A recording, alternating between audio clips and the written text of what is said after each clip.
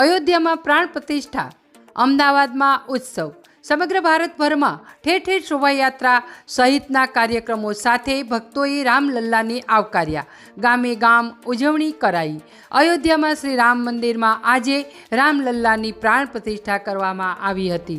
સમગ્ર દેશ આજે રામમય બન્યો છે, ત્યારે અમદાવાદમાં ઠેર ઠેર જગ્યાએ શોભાયાત્રાઓ કાઢવામાં આવી હતી.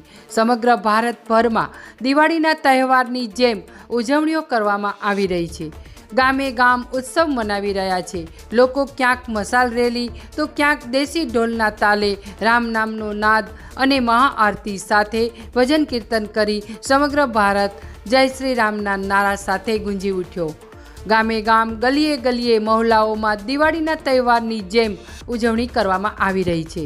અમદાવાદના ચાંદખેડા વિસ્તારમાં આવેલી પરમેશ્વર 2માં આજે સાંજના સુમારે રામલલ્લાની આરતી સાથે ભજન કીર્તન કરાયા હતા.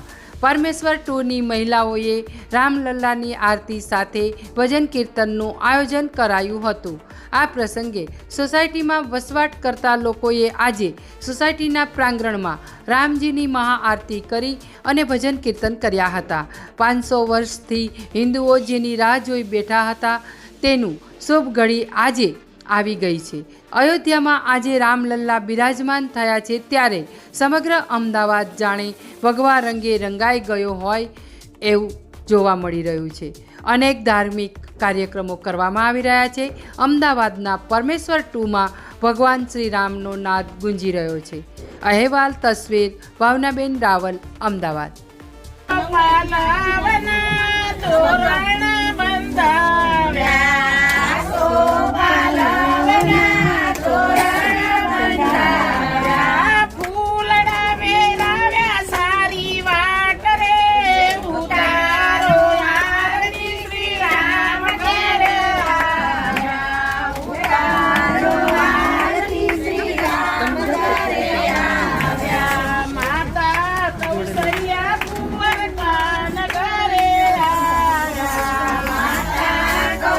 हम दोनों